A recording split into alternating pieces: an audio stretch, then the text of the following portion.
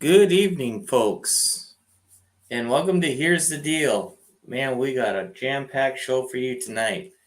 As you can see on the bottom there, it says Williston School Board election tomorrow at the Arc. So that's a very important election there. I'd appreciate if you guys just go out and vote. Obviously, John Waposnik was on the show a couple weeks ago, and so we're pulling for him. If you want real change in the Williston School District, I encourage you guys to go out and vote. Vote for John Waposnik. I guarantee you, he won't let you down.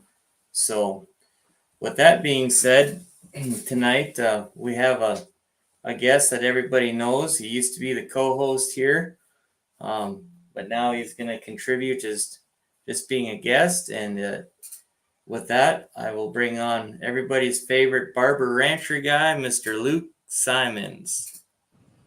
Well, hello, Shiloh. How are you? Good. How are you? Well, I'm good and getting gooder, to be honest. That's awesome. I got good toothpicks. And what else could you want?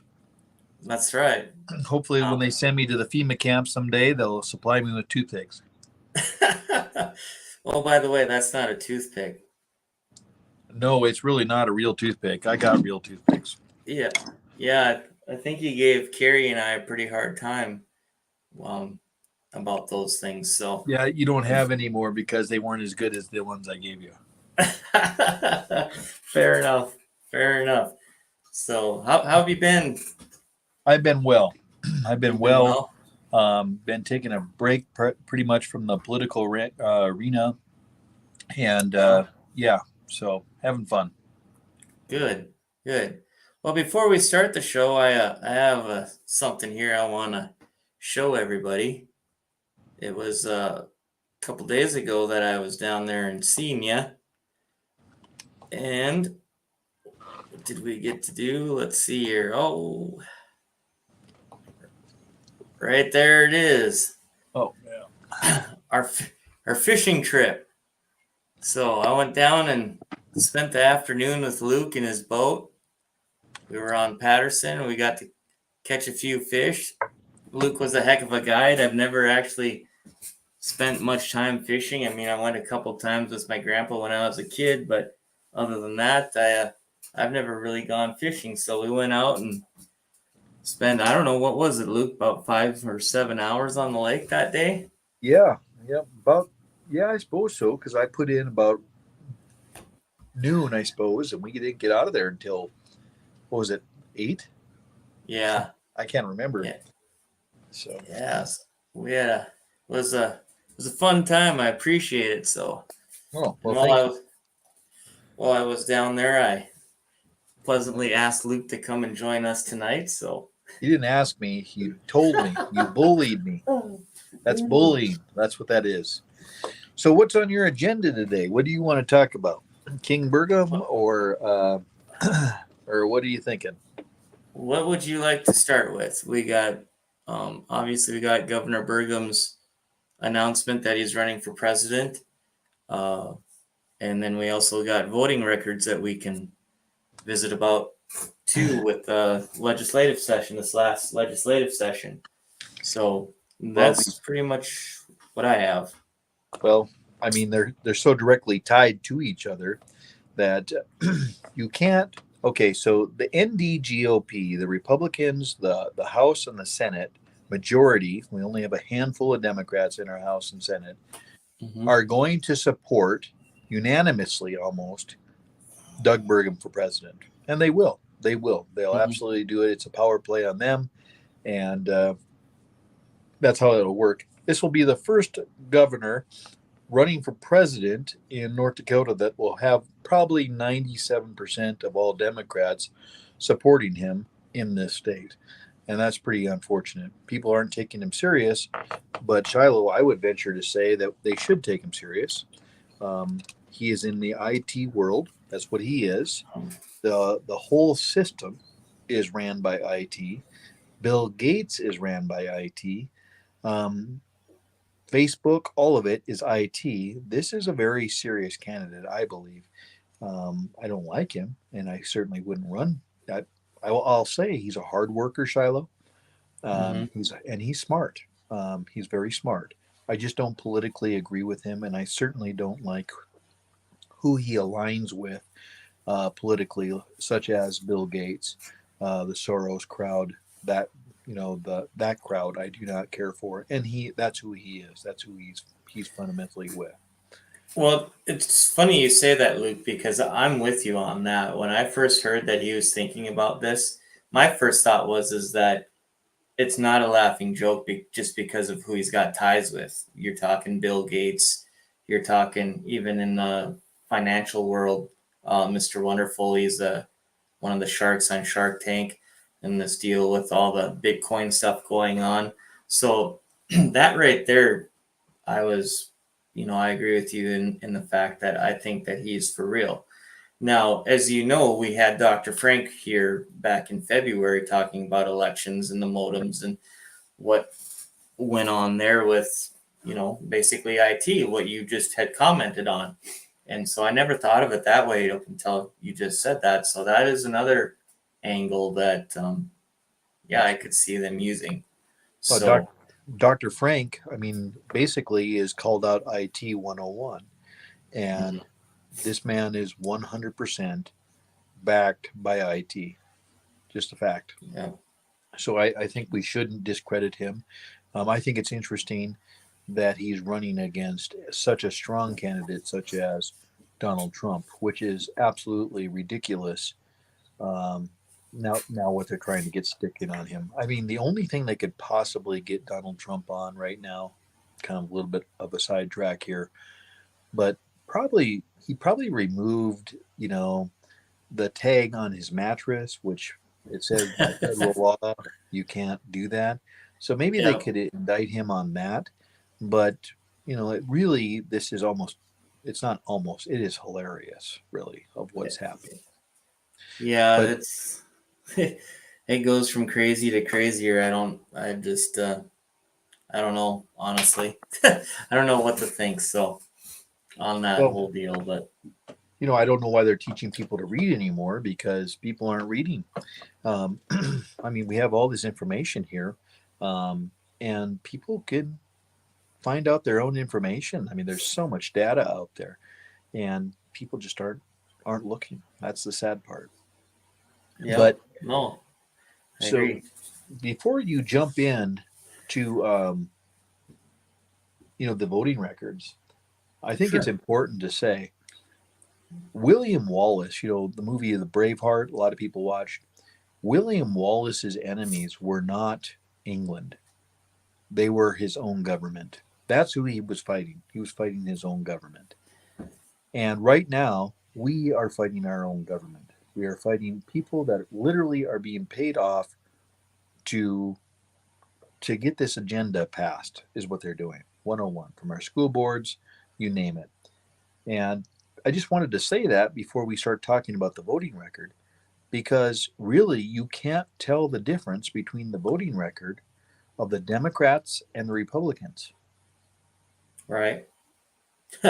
Yeah, very much so. So, um, Mike Well, Mike LaFleur, I'm sorry, go ahead. no, I'm listening. We Mike can LaFleur. talk about one. So there's people out there that there's wide variance of people that are watching. I imagine tonight. A lot of them are political junkies. Some of them don't know anything about anything. And the truth is when I got into office, I had to find out where the bathrooms were. I didn't know a lot of the procedure. I didn't know Robert's Rules of Order. I didn't know Mason's Rules of Order. I didn't know yada, yada, yada, yada, yada. So the way this works is you have the majority leader and then a minority leader. The Mhm. minority leader is the Democrats, of course. That's Josh Boucher on the House side. And on the Republican side, it is Mike LaFleur, and he is from District 37, and that Yep. is encompassing Dickinson. Now, Mike LaFleur is a very smart man. He's a hard worker, but he votes kind of like a Democrat. Not kind of, he does. Um, he has a 40% conservative rating with the Conservative Union Foundation. Now, just a little backdrop on the Conservative Union Foundation. They rate every state, the legislature and the Senate. That's what they did. They've done it for years. I was fortunate enough to have 100% with them. I did well with them. But Mike LaFleur is at 40%. 40%. If you could zoom in, it's on the second page there. And Mike LaFleur is at a 40%. He is the House Majority Leader of the Republican Party in our legislature. 40%. Now, I don't know about you, but 50% is bad. 60% is like, well, they have a leaning towards like being almost a Republican. Right. 70 is like, wow, he's actually kind of a Republican. 80% is like, okay, well, he must have caved somewhere. 90 is like, okay, well, this is good. He must be a fairly decent Republican. And 100 is what you were voted in to do. Now, Mike LaFleur is at 40%. What did Marty say? I have the utmost respect for him. Just like that. What did Marty say? He said 1776 men that wouldn't live under tyranny and took up arms to defend liberty were looked upon as great men of courage. Today, men who won't live under tyranny and will take up arms to defend liberty are labeled psychotic lunatics. Isn't that the truth? Yep. Isn't that the truth? And they're doing this on purpose. That's what they're doing. Sun Tzu's in The Art of War, the book The Art of War, which every general has read, since The Art of the War has been around, said if you defeat your enemy in his head, you will never have to fight him in the field of battle. Another time Sun Tzu said, if you teach the children, you'll never have to fight the parents. And that's exactly what's happening here. So, right. Yeah, I couldn't agree with Marty more. But Mike LaFleur, the majority leader of the House, got a 40% voting record with a conservative. And get this, people are saying, well, they're cherry picking. I don't give a hoot if they are cherry picking, Shiloh. Look at what they were saying here. All of these bills are right here in front of you. These are conservative, no-brainer bills. No-brainer bills. Look at the issues. Shut up with what your rhino friends are talking about. Just shut up, shut them off for a moment, and use your own brain and read these bills in front of you right now, and you tell me why they get along. 40%, Mr. LaFleur. 40%. I mean, I'm sorry. Luke. Go ahead. Look at this. Bert Anderson, he's District 2. He's up here where I'm at. 45%. Dick 45. Anderson. Now, these are all supposed Republicans. Dick Anderson, 53%. We got a Karen Anderson, 70%. London Ball, 58%. And you go down here to Mike Belts, District 20. He's got a 40. Glenn Bosch, District 30, he's got a 45. Whoa. Stop there. Glenn Bosch is the one, he is the one that really, really pushed for me to get out of the legislature, by the way. And he's also tied into the Bismarck Mafia. Mike Brandenburg, District 28, got a 50. Yep, he's also in the Bismarck Mafia. Josh Christie from 27 got a 12. 12, a Republican? Yep, 12. That's a Democrat. Well, yeah, right underneath him is Liz Conmey from D11, and she got a 5. And she's a Democrat. So, hey, Congratulations. You did 10 points better than a Democrat. Good job. Too bad you're at 15. Craig Halen from 29 got a 45. Craig Hagland? He's also Bismarck Mafia. Jared Haggart got a 15. He's from District 20.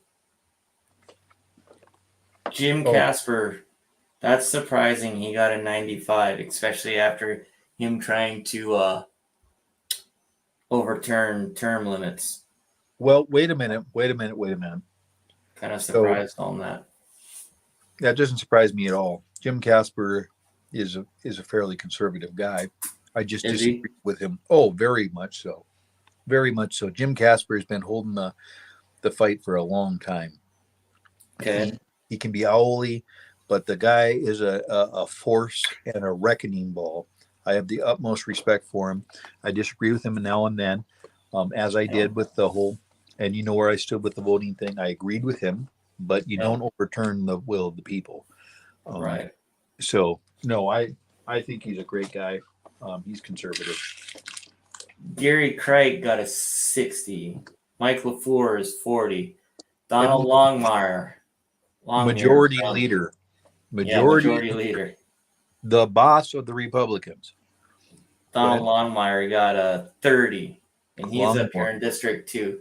Yeah, So 30. Longmore and Bert Anderson are up for re-election here next year, and Senator Rust. Which Senator Rust, I was surprised he got us a 70%. It's Good. better than what he had 2 years ago, but still got a ways to go. Let's go. Let's keep going. Okay, and then we got to go to the next page then. Just a second here. I'm running two computers, so then we got Scott Lauser got a 75. Who else do we have? Who got us this? Eliza Metzgog. I can't even. Oh, she's a Democrat. Eric Murphy got a 15. Mike Nathy got a 30. John Nelson got a 20. John Nelson. Anna Novak got an 80, which I'm happy for her because she was in District 33. She kind of runs with the governor's people. She was on Jessica Bell. Her and Jessica Bell ran together. So I was pleasantly surprised to see that one. That's good. Good deal. Yep. Emily O'Brien got a 5. Yep. Oh, by the way, 42.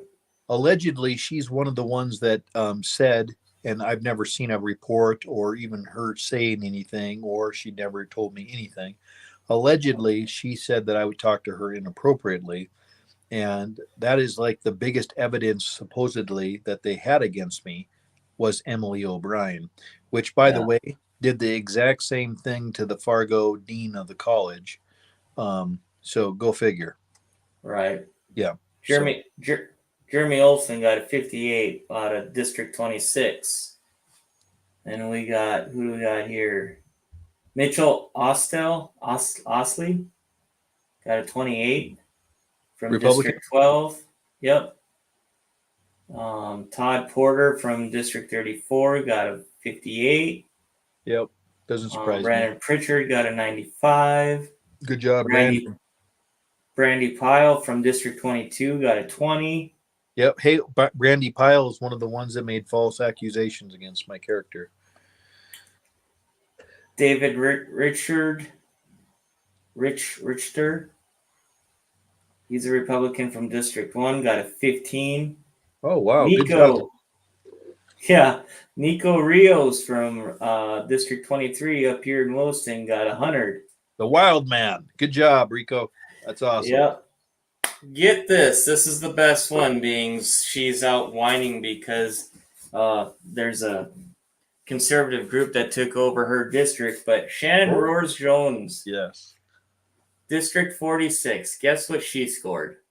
I'm guessing she's a 15 or a 5. A big fat 0. No kidding. Not a 5, but a 0. Well, now this is dating. a lady. Go ahead. I wouldn't use the word lady. That's not true. And she is currently dating a man that is a Democrat legislator. So just kind of interesting. And it's a Well, known fact in the legislature. They walk in together. yep, not a 5 or a 15, but a 0. And she's mad because there's a wild group out there in Fargo that took over her district. Yeah. Yeah. Well, my hat's off to you, Shannon, for having the worst Republican voting record. So, I mean, that's quite an honor and a feat in itself. She's the only one. And I listened to her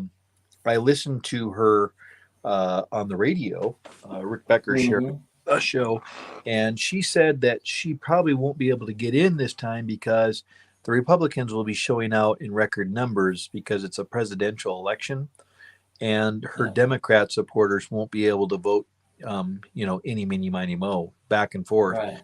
So she won't be able to get elected. So I'm really sad to see you go, Mrs.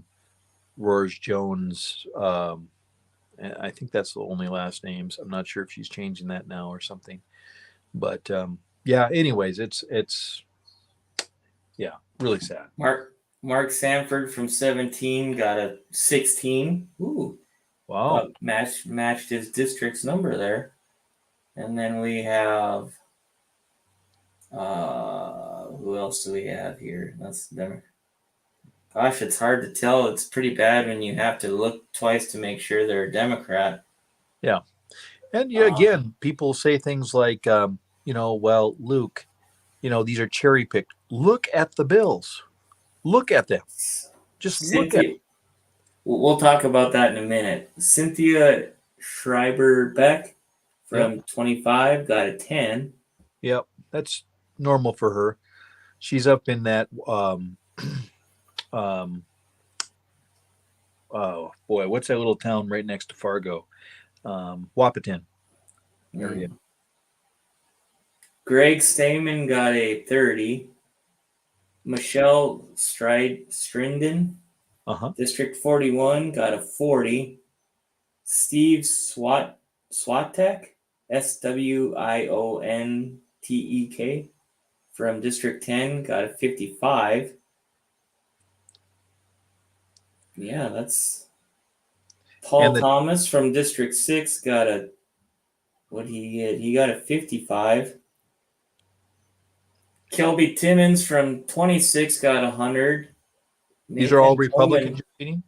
Yep. Nathan Tolman from District 34 got 100. Yep. Bill Twite got a 95. Yeah, he's a good man. You know what? We were talking about that off camera. I'm very proud of him. Again, he's from my home district down there in the Mercer County area. And I think the last time we did this after the legislature, he only had like a 60 or 70%. And he's really turned his game up, obviously. So good for him. I'm glad for that. I think he got rid of his senator on that side too, though. And his senator was a rhino. So it's amazing what you can do when you have a team of people that are all on the same side. Right. Lori Van Winkle got a 90. Good job, Lori. Steve Vetter from 18 got a 69. Oh, Stevie. I know Steve real well. Man, you're turning into a rhino. You need to get over on the other side, bud. Get in the red light zone. For crying out loud, those people are affecting you. Get away from Shannon Roars Jones. He sits right by her. Oh, man. Poor Steve. Come on, man. You can do better than that. Thought you were conservative. Don Vigasaw. There you go. From 29, he got a 64. Oh. Scott Wagner from 45 got a 25. Jonathan Warre from 22 got a 16. Now that's a Republican. And then Robin Wees got a 60. Robin Wise. That's actually good for Robin. That's real. That's good for him. He's actually up a little bit. So I want to go right quick. I want to go back to the Senate side, Luke, if we could. So the senators. Axman Michelle got a 10 from District 7. Republican? A 10. Yep. Oh. Jeffrey Barta got a 30. Todd Beard got a 90. Woo, Todd. Good job. Brad Beckadall got a 20. Republican, Democrat. Just start saying R's and D's. R1.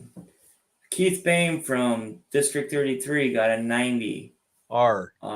Yeah, he's an R. Good job, Keith. Ryan Both people, Todd Barnberger. Beard and Keith Bang, both of them are brand new senators. So that is noteworthy that they got 90% with really no leadership in the Senate except for Jeff Magrum and Bob Paulson. Yep. Randy Burchard, Republican from District 5, got a 47. Sean Cleary, Republican from 35, got a 50. Oh. Huh. David Clemens, Republican from 16, got a 70. I like David Clemens.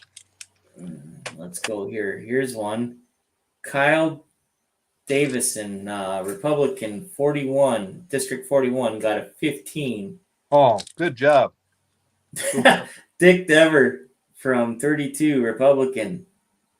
He got a 20. Wow.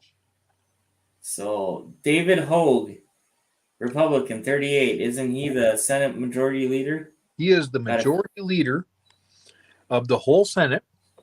In other words, 50. 50. Good leadership. I mean, way to work across the table. I like David Hogue, by the way. I like him as a person, but 50%, I'm telling you, that's as close to the bottom as it is to the top. Yeah. And you're the leader. Yeah. But at least you did better than our Western representation of Mike LaFleur in the Senate or in the House. At least you got 10 points better than him, I guess. Yeah. Well, Bob Paulson got 100. Good job, Bobby. Let's see. Kristen Roars, Republican, 27, got an 11. Yep. Not to be outdone by Jim Roars, who got a 35. He's a supposed Republican too. Well, he's down. Usually he's a little bit better than that. District 46. Oh, that's the district that got took over by the Conservative Party. The rogue conservative group down there over there. So yeah. And so most of these bills here, I'm going to read a few of them. You guys tell me if these are conservative issues. You ready? Sure. House Bill 1213. What is that one? Reimburse legal fees and other costs if found not guilty by self-defense. HB 1254. Prohibit sex change procedures on minors. HB 1362 is parents have primary responsibility for children. I mean, man, if those are wrong, I don't know, man. HB 1401, House Bill 1401, prohibit red flag rules, laws, etc. that allow primitive seizure of firearms. 1406, liability for injury resulting from mandated vaccines. 1416, freedom of choice for healthcare services. 1505, prohibit vax or vax passport mandate. Senate Bill 2212. Which one is that one? That is disallow carbon capture pipelines use of eminent domain. Senate Bill 2251 is surveyors need written permission to enter private property. So those are all private property rights. And our state legislature, if you look at these votes, on the top of these voting records, you'll have all the bills. You can look. If it's got a plus, they voted for it. If it's got a 0, they voted against it. And you can go and look at your leadership's voting record as far as those. So, yeah, the argument is maybe they are cherry-picked, but to me, those are very big issues if you're a conservative. Should be a big issue for you if you're an American. Right. So, Right. Yeah. So, Kind of tells you where we're at. yep. One thing, and we've talked about this before, is when Dr. Frank was here and he was telling us that the reason why the election wasn't turned over was because President Trump didn't have one state legislature that would stand with him. Bingo. They were in the Oval Office. They were in the Oval Office that day. He had all the evidence that he needed, and not one state legislature would stand up for him. And then you look, we're supposed to be a supermajority Republican, right? Not according to this. I mean, and I don't think if you put all 1,000 bills on here that it would change any. No. Honestly, Oh, no. it wouldn't change. I mean, Yeah. take any of the bills, take any of the 1,000 bills. These scores wouldn't change. No. Very little. What they did, and if you read their mission statement, what you see is what they do is they just simply try to take the most controversial conservative bills that have the most pressure on them, that you put them in the crock pot, and whatever steam cooks. That's what these people brought to the table. That's what they're doing. So you're absolutely right. I mean, they aren't cherry picked.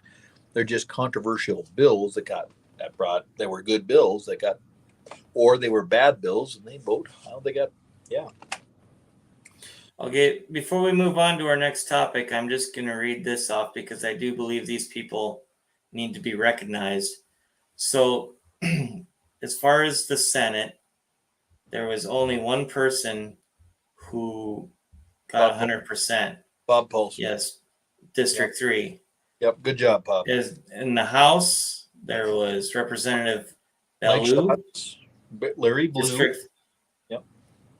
District 38, Representative Dyke, District 23, Representative Haleman, District 7, Representative Henderson, District 9B, Representative Holberson, District 3, Representative Olson, District 8, Representative Rios, District 23, Representative Schatz, District 39, Representative Timmons, District 26, and Representative Tolman, District 34. Congratulations to all of you for representing your constituents.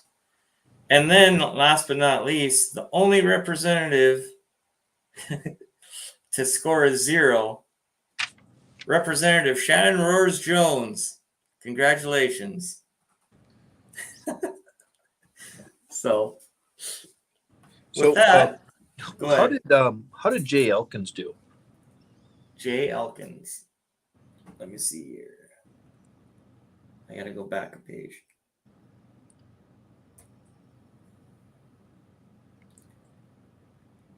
Jay Elkins got a 55. 55. Yep. Huh. He went really downhill. 55. Well, I wasn't there to hold anybody's hands. Not to be outdone by Robert Erbely from 28. He got a 45. Well, Erbely is not not real conservative, but anyways, it kind of tells people where they're at, and so they can get as involved as they want to. I had a person in my district not too long ago. He was very upset with me, and I'm not going to get into what position he holds or anything like that, because I don't want to call him out. I like the person. I just disagree with him. He said we were both taking a leak together, Shiloh, and he goes, why do you think I'm a liberal? And I said, I'd love to have that conversation with you. And he walked out of the bathroom. He was very upset. And the reason for it, the reason I think he's a liberal, is because he doesn't particularly vote, but he does vote for liberals. Therefore, you're a liberal. Therefore, I think you're a rhino. It's that simple. It's that simple. Mm-hmm. Yep. So what are you reading, Shiloh? You're off in law like normal. No, I'm just keeping the show going like I always do. Yeah. You know. Staring into space. Oh no, I got our next topic up. So our next topic is going to be, Why you kicked me off the show? That's what I want. well, okay, if you want to go there, we can go there, but I didn't actually kick you off the show, but No, you didn't. I quit. I quit. Okay, I'm a bedwetter. Let's see here. From governor to president, is the world ready for Burgum in the White House? So, are you ready? Yeah. So, obviously, on the 7th, Governor Burgum announced that he was running for president of the United States. And so we decided to kind of take a look back at his governorship and look at some of the statements that have come out of him over the years and compare them to what he is trying to say now. So, with that being said, we'll go to the first one. And where does he really stand on the issues? Just a second here. So, in this one, this is a quote from him. And it was North Dakota governor on the brink of tears as he decries mask shaming. And it says Republican Doug Burgum called senseless dividing line between Americans on whether masks should be worn in public. In North Dakota on Friday, the Republican governor decried a senseless dividing line between U.S. citizens over whether masks should be worn in public during the coronavirus pandemic, as he pleaded with citizens of his state to try to dial up your empathy and your understanding. Burgum was moved to the brink of tears, and that was from the New York Times.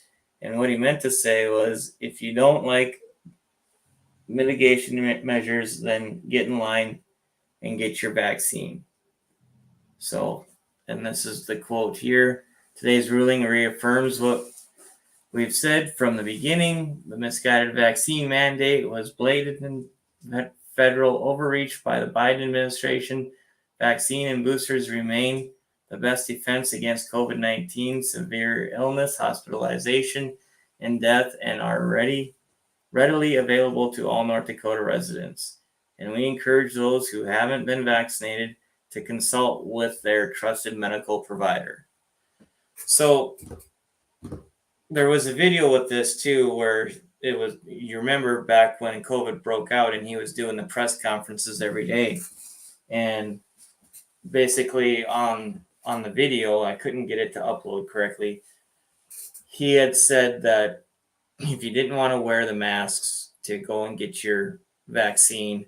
And then after he was done at the podium, the press secretary reaffirmed that just because you get your vaccine doesn't mean you shouldn't wear a mask. So basically it's saying that they are talking out of both sides of their mouth, which he did a lot during the pandemic.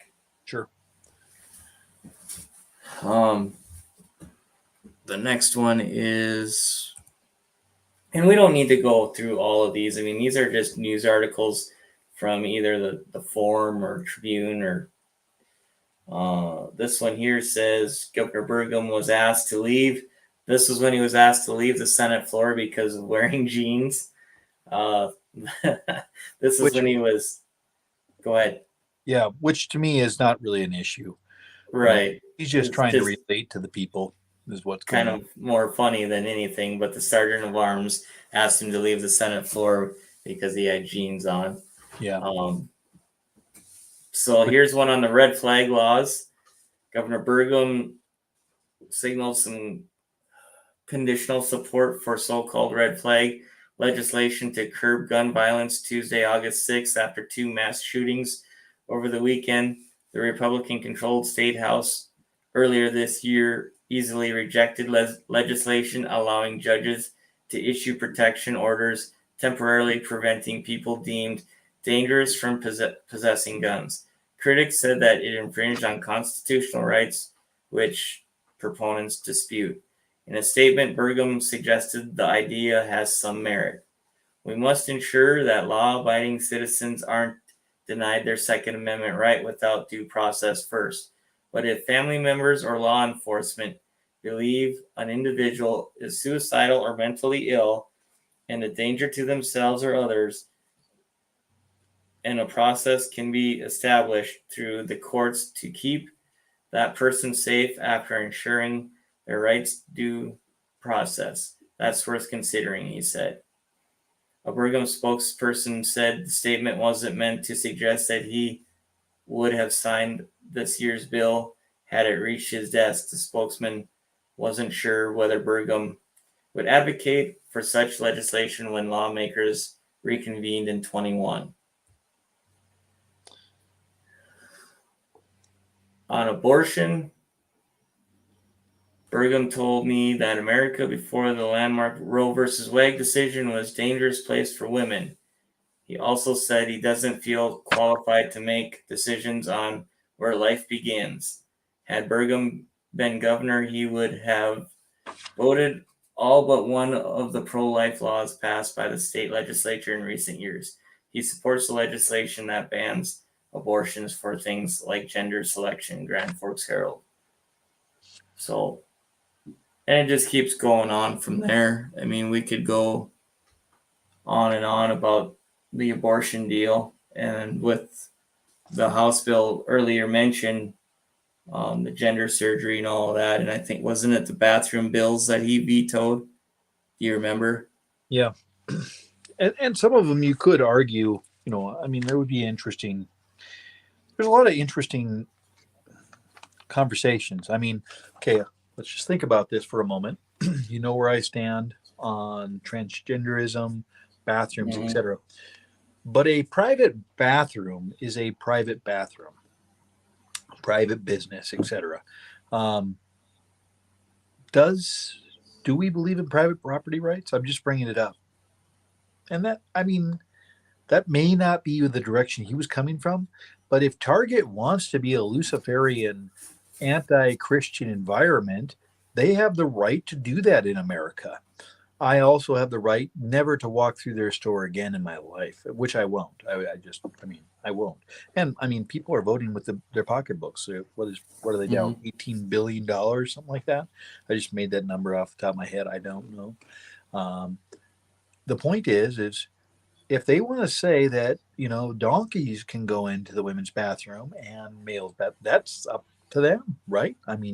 So one could, I don't get too excited about some of this stuff because there is another side to that.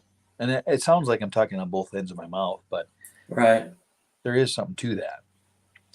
And Governor Burgum, my goodness, the meeting that took place to throw me out of office happened in his office. I don't know him any favors, but I'm just saying there could be a reason for that. Well, so let's go and talk about the Fu Fang deal and right here, just a second. And running other candidates against endorsed Republicans. Well, that's a whole other story there. Yeah. So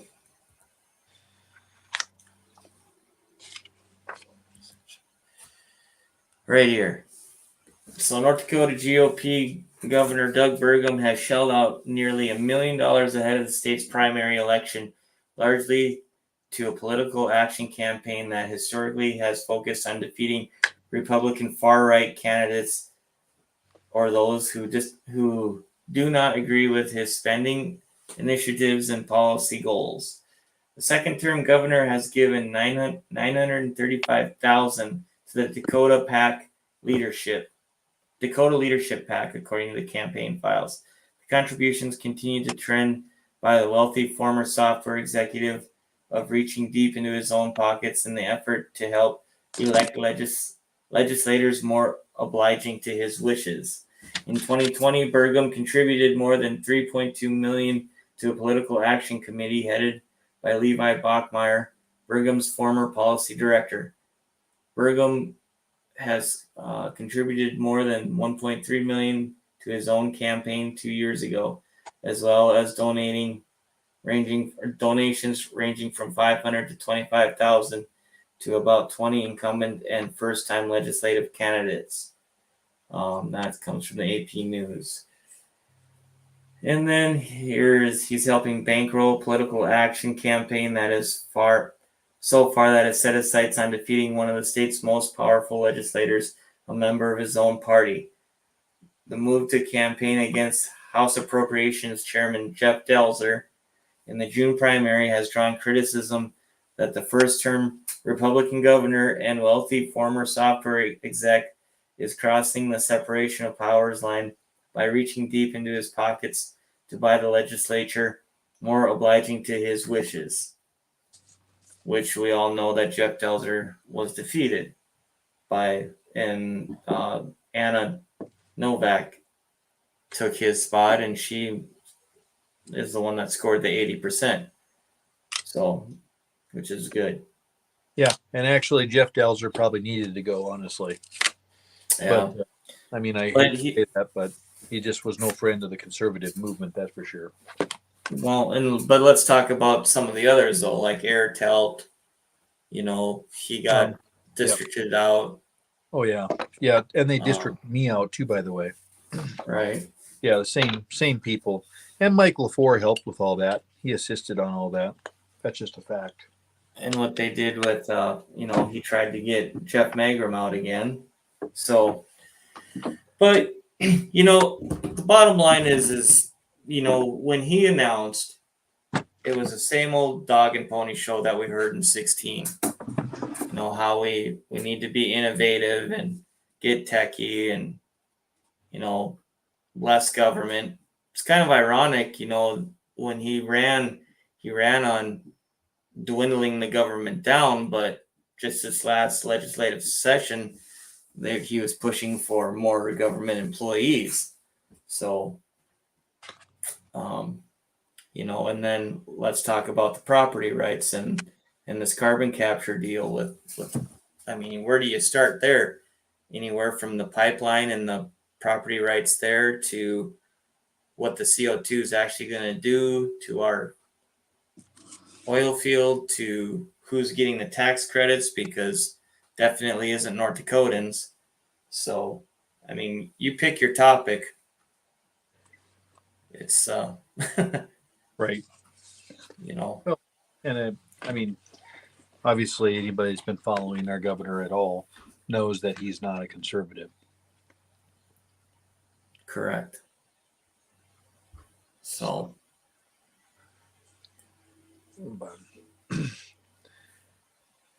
Wheel? Yeah. So, there you go. It's sometimes it's hard not to get a little lackadaisical, Shiloh, about the apathy that our fellow Republicans have, fellow Americans have, because there's a lot of people in America. Well, how many people voted last year in the elections? How many? I don't remember. Not many. So most people represent, 18,000, 19,000 people. Is that right? Yeah. And you're lucky to get 6,000 votes, 3,000 votes.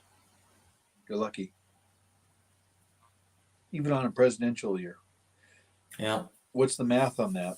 That's almost a quarter, little over a quarter of the people are voting. And I'm sorry, but those of you that are for term limits, that's the problem. I just had a lady in my barbershop today, and I told her, I said, she was saying, well, schools have a lot to do with why our kids are turning out. And I said, ma'am, have you ever been to a school board meeting? And she goes, well, no. I said, do you know any of the school board people? She goes, well, no. I said, well, then it's really not the schools. It's your fault. And she goes, what do you mean? What do you ever mean? I said, well, your child's education is on you. It's not the government's business. So if you're not making a stink, really, the reason why our governor is getting away with all that he's getting away with is because people don't care enough to do something about it. Nobody's paying attention. Attention. They all want to sit and gripe, but not nobody. Yeah, that being on the city commission, I found that out. Everybody wanted to call and make a big stink, but when it was time to show up to a meeting, when I needed them there for the support and for them to stand up, when we had the right ears there, nobody would. And so, I had Marvin Lepp on last week, and we were talking about this a little bit. And I was listening to, I don't remember what the radio show was, but he had this gentleman on, and it made good sense. He said, I don't even care. You can have the presidency and that whole mess out in Washington, D.C. says, give me all the school boards, all the city commissions, and all the county commissions. He said, that's how they did this. That's how they took over in the last 50 years.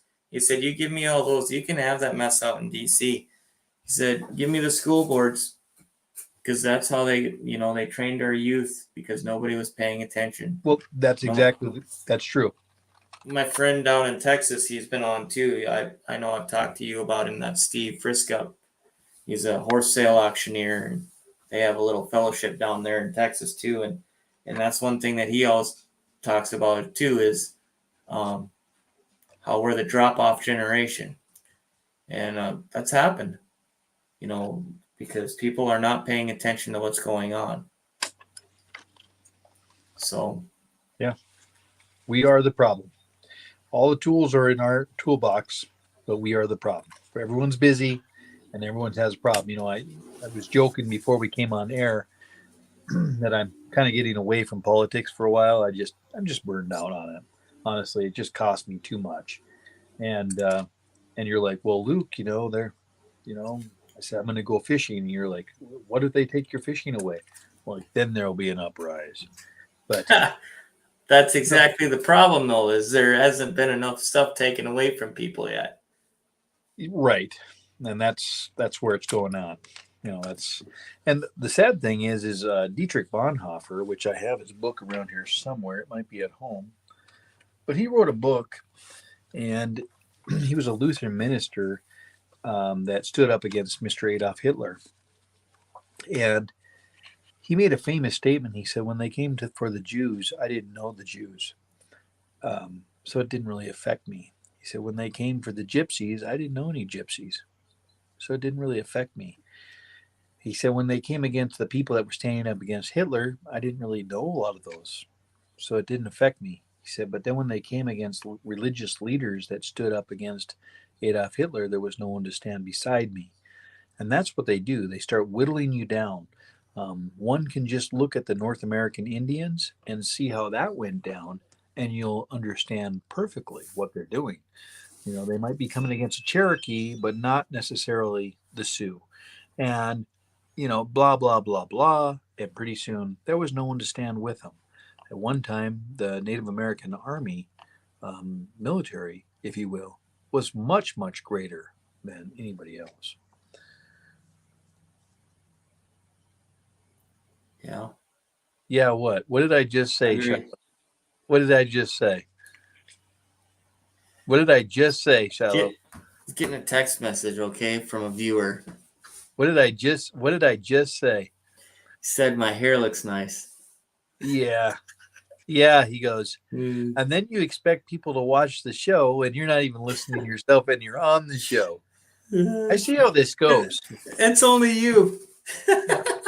I see how it is. That's the reason I quit the show, Shiloh, right there. Oh, right. Is it? Well, that and just the company I had to keep on the show. Yeah, I'm sure. So, well, what did your viewers say? What did your viewers say, if indeed you had a viewer? If indeed I had a viewer? Yeah, what did he say? They suggested to ask people to join in and see if they had questions, but I haven't had any questions, just Marty's statements so far. So, sure. So, yeah, Marty is the guy you need to have on. That guy is a wealth of information. He's probably one of the most read people in North Dakota. He's a wealth of history. He understands the Constitution. He understands its original intent.